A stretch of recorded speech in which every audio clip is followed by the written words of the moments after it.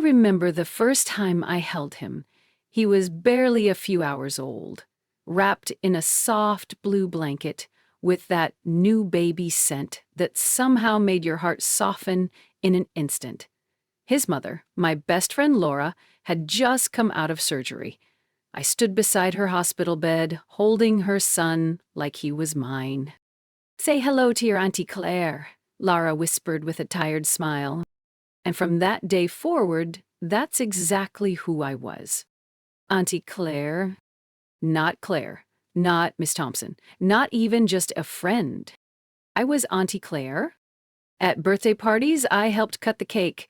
On Christmas mornings, I brought over presents. When Laura had to work overtime or travel, I was the one watching him, bathing him, feeding him, reading him stories, tucking him in. His name was Noah, and he called me Auntie Claire for 22 years. Laura died 2 years ago. Cancer, fast and cruel. She didn't have time to fight much, just enough to say goodbye. I took care of everything afterward. The service, the house, the paperwork, and most of all, Noah. He was 20 at the time, a junior in college, still trying to act like he wasn't devastated. I let him stay with me during breaks, told him he didn't need to worry about anything, that he'd always have a place here. What I didn't expect was how the silence between us began to shift. At first, it was quiet grief, shared meals, long drives without talking, sitting on the porch, sipping tea while he stared into nothing. Then it became something softer, warm, full of glances that lingered too long, conversations that danced around emotions neither of us dared name. I told myself I was imagining it, that I was just lonely, that we were both just clinging to each other out of habit. But then came that night, and everything changed. It was the week of his graduation. He had flown back from college to spend a few days before the ceremony. I had made his favorite chicken parmesan and mashed potatoes. "Smells like childhood," he said, grinning as he walked into the kitchen. "You are still a child," I teased. He gave me a look, one that didn't quite feel boyish anymore. "I'm 22, Claire." "Claire, not Auntie Claire." It was subtle, but my breath caught. He must have noticed, because he smiled in that half-embarrassed way he always did when he said something bold. "Sorry," he added quickly. "No," I interrupted. "It's okay." Dinner was comfortable, if a little quiet. He asked about my work. I asked about his friends. We talked about his future. He was thinking of moving to the city, maybe applying for grad school. Afterward, we watched a movie, some indie drama about time travel, the kind that leaves you confused but oddly emotional. It was almost midnight when the credits rolled. He stretched, yawned. "Guess I should get to bed." I nodded. "Guest room's ready. Towels are on the bed." But he didn't move. Instead, he looked at me. Really looked at me, his dark eyes locked onto mine like they were asking permission for something unspoken. "Claire," he said again. "Not Auntie, just Claire." "Yes," I said, my voice suddenly dry. "I've been thinking," he said slowly, "about everything, about how much you've been there, my whole life." I smiled gently. "You're my best friend's son. Of course I've been there." "No," he said, shaking his head. "It's more than that. It's always been more than that." He stood up, walked over, sat on the couch next to me, so close I could feel the heat of his skin. I froze. "I know it sounds crazy," he said, voice barely a whisper. "But the older I got, the harder it got to pretend that what I felt was just gratitude." My heart thudded so loudly I was sure he could hear it. "Noah," I began. "I'm not a kid anymore," he interrupted. "I know what I feel, and I know what you feel too, even if you don't want to admit it." I looked away, eyes stinging. This isn't right. Says who? He asked softly. Society? Some imaginary rule book? I laughed bitterly. I watched you grow up. I changed your diapers, Noah. He reached out and took my hand. Gently. Firmly. You also read me poetry, took me on nature walks, made me believe in magic and music and kindness. I didn't pull away. And all those years, he continued, I thought I just admired you, that I just loved you like family. But now I know better. Noah, I whispered. And then he said it. This sentence that unraveled everything I thought I'd buried, that I thought I'd never hear. He leaned close, lips brushing the shell of my ear, and whispered, Claire. Not auntie, not caregiver, not family, just Claire. My name, as if it belonged to him. I didn't kiss him that night, but I didn't stop him from holding me either. We sat in silence, tangled in the weight of everything unspoken. I kept waiting for guilt to crush me, for shame to slap me back into place. But all I felt was peace, and an ache I could no longer ignore. Because for the first time in years, someone saw me. Not the helper, not the background figure, not the dependable auntie. Just Claire. A woman. A hurt, waiting, wanting, and finally seen. The morning after he whispered my name, I expected awkwardness. I expected him to avoid eye contact, maybe even pack his things early and leave. That's how people react when they cross a line they can't uncross. Especially a line like this. But Noah wasn't avoiding anything. I was the one hiding. I pretended to be busy in the kitchen, clattering dishes louder than necessary, wiping an already spotless counter just to keep my back to the doorway. My heartbeat echoed in my ears the moment I heard his soft footsteps padding down the hallway. "Good morning," he said, his voice lower than usual. "Morning," I replied without turning around. "Coffee's fresh." There was a pause, a silence that stretched like a rubber band between us, neither of us ready to let go and face the snap. He broke it first. "Claire," he said, again with that name, that sacred, dangerous name. Turned slowly. He was leaning against the doorway, hands tucked in the pockets of his gray sweats, hair messy from sleep. The boy I once watched fall off his bike and cry now stood before me like a man carrying the weight of every second that passed between us. "I didn't sleep much," he said. "Neither did I admitted. He stepped closer and I instinctively moved back, bumping into the edge of the kitchen counter.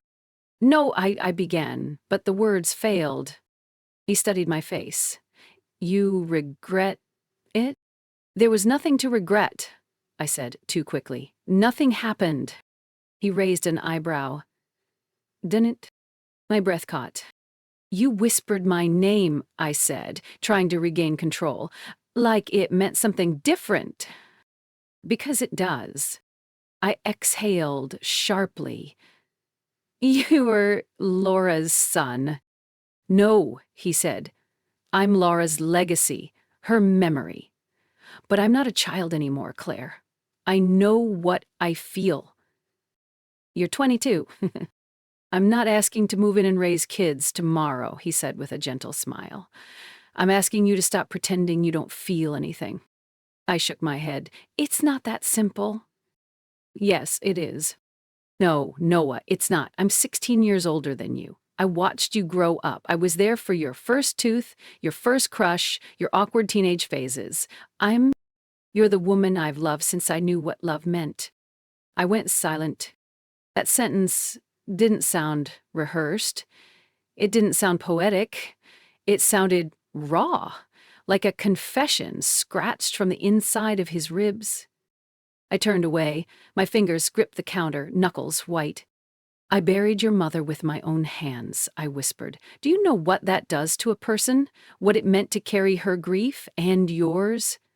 I told myself every day that I would honor her by raising you like my own. And you did, he said softly. You gave me everything. And I love you for it. But Claire, don't hide behind that. We're two adults now, and this thing between us, it's real. I stayed silent. He walked behind me. I felt his presence before he even touched me, his warmth radiating like sunlight through a window. I'm not asking you to admit anything today, he said gently. Just don't push me away because you're scared. I turned, slowly, and looked up into his eyes. Scared? I asked. He nodded. Yeah. You're scared of what it means to want something that doesn't fit a label. But love doesn't always come in tidy boxes, Claire. And then he stepped back. Think about it, he said softly. I'm here. I'm not going anywhere. He left the kitchen, and I just stood there, alone with the scent of coffee and the storm of my thoughts. That day moved like molasses. I stayed in my garden for hours, trimming rose bushes that didn't need trimming. Every petal reminded me of a memory I had tucked away. His first dance, his high school graduation, that time he cried in my lap when Laura didn't come home for Christmas. How could those memories exist next to what I now felt? How could I accept that the boy who once held my hand in fear now wanted to hold my hand in desire? That night, I couldn't sleep again. I tossed and turned, every blanket suddenly too heavy. Around midnight, I gave up and walked into the kitchen for water. Noah was already there. He stood at the counter in a plain t-shirt, sipping his own glass. The moonlight hit his face in such a way that I forgot, for a moment, who we were. Couldn't sleep either, he asked. I shook my head. We didn't speak again for several seconds. It wasn't silence, it was breathing. A shared breath that floated between us like an invisible thread, gently pulling. He looked at me. I looked away. He stepped closer. I didn't move. Then, carefully, like he was testing the ground beneath him, he reached out and touched my wrist. Not my hand, not my shoulder, my wrist, a pulse point. I don't want to be a memory to you, he said quietly. I don't want to be some sweet part of your past. I want to be part of your future, in whatever way you'll let me. I closed my eyes. His fingers traveled from my wrist to my hand, our palms pressed together. As you say something, he whispered. My voice came out shakier than I wanted.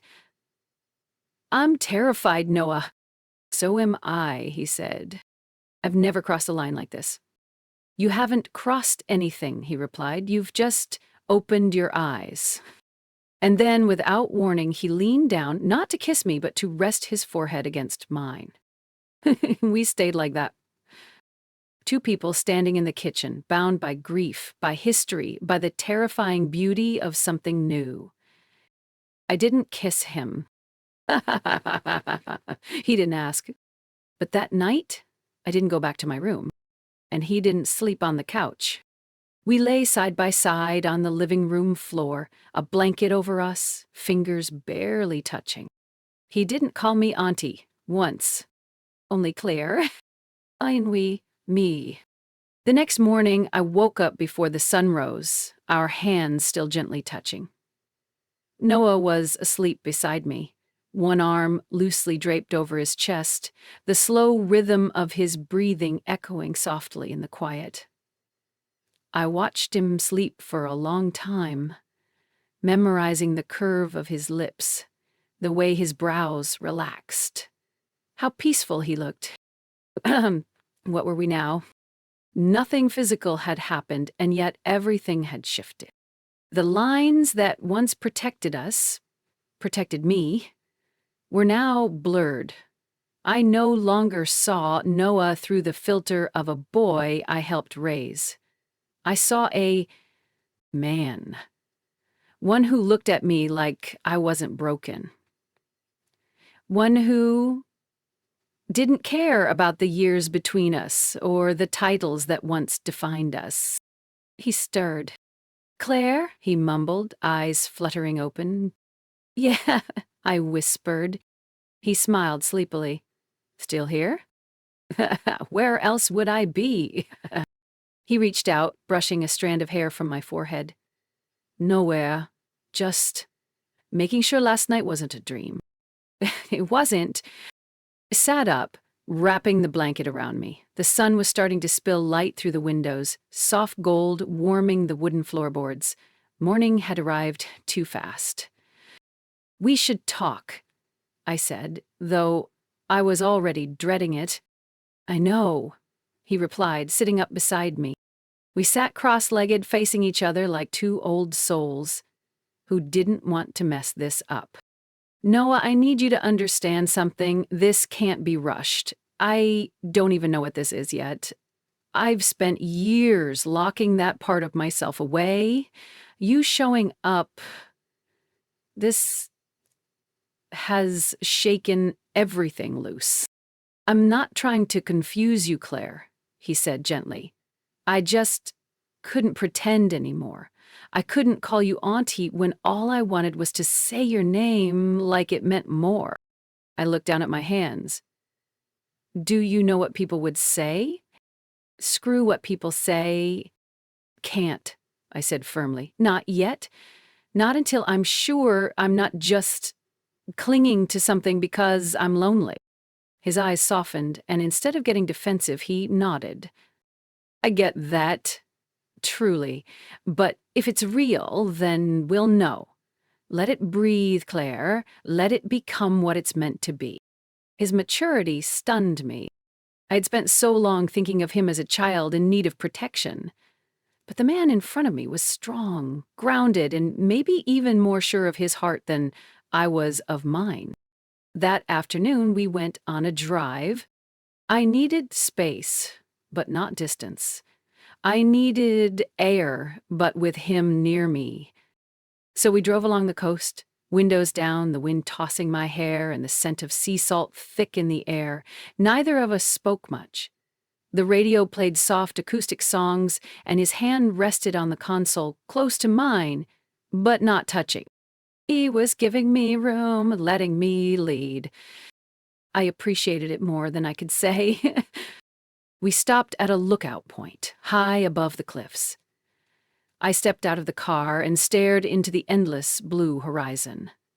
Noah joined me a few feet away, saying nothing, just letting me have the silence I needed. Finally, I spoke. "Do you remember your mom's last Christmas?" He nodded. "She sat right there," I said, pointing to a spot on the rocks. "Told me she was scared. She said, 'Claire, promise me, if I don't make it, you'll look after him. Not just feed him and clothe him, but really see him. Make sure he becomes a good man.'" He looked at me, his throat tightening. "You did." I tried. "No, you did, and I think she'd understand this."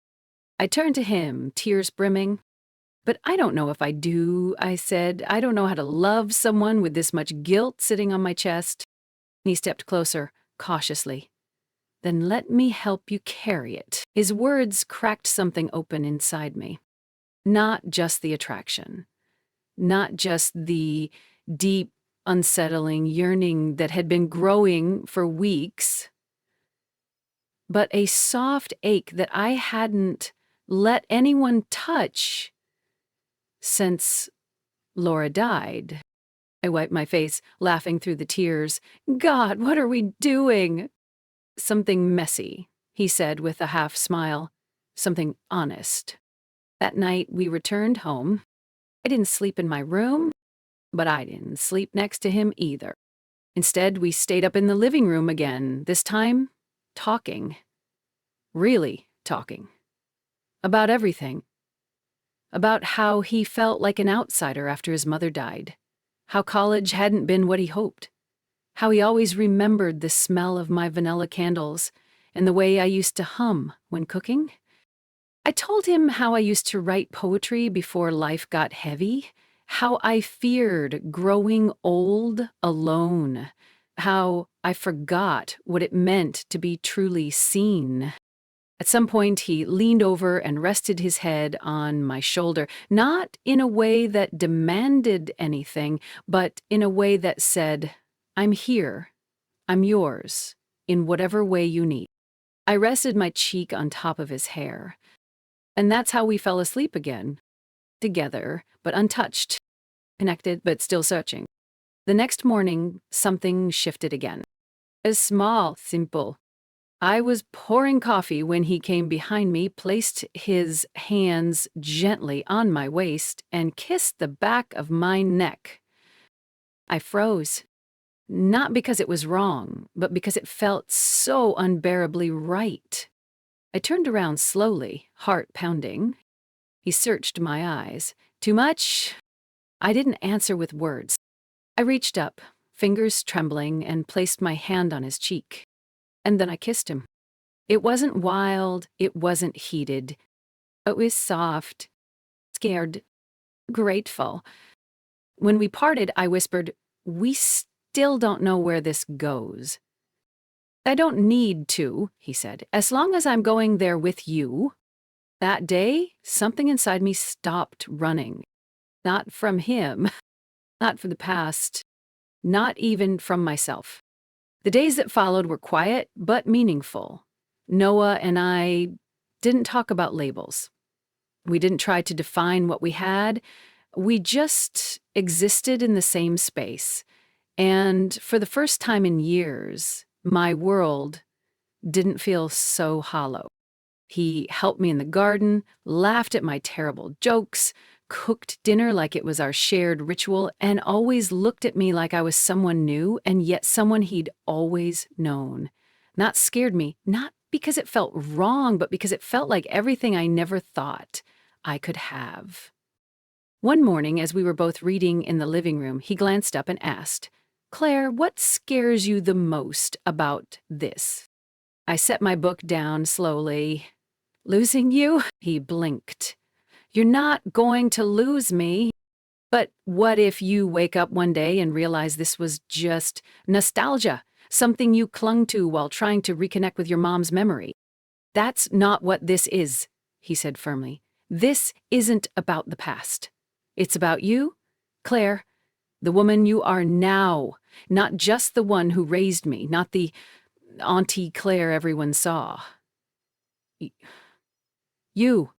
His words left no room for argument. Still, doubt clung to me like fog. I had spent too many years burying my desires, silencing my emotions. To let someone in now, especially someone so much younger, felt like opening a wound I had carefully stitched closed. But every time he touched me, even just a brush of fingers, the ache in my chest softened. Still, I needed clarity. For both of us. So I suggested a break. Not forever, I promised. Just a few weeks apart, so we can both sit with this, away from each other. He was quiet for a long time. Then, with surprising maturity, he nodded. "If that's what you need, I'll give it to you." He left the next morning, and the house, our house, felt unbearably still. The first few days without Noah were agonizing. I reached for 2 mugs instead of 1 when making coffee. I waited for footsteps that never came. His absence was loud, but within it, I heard my own thoughts more clearly. I pulled out old journals, sat by the window, and wrote again. I didn't write about the pain or the fear. I wrote about the warmth. The nights spent talking until dawn, the way he said my name like it was a prayer. I wrote about how I had stopped seeing myself as a woman a long time ago and how he, just by loving me, made me remember I was still alive inside. 2 weeks passed, then 3. And one night, as I was watering the plants, I heard a car door shut outside. I turned to look, and there he was. Then what?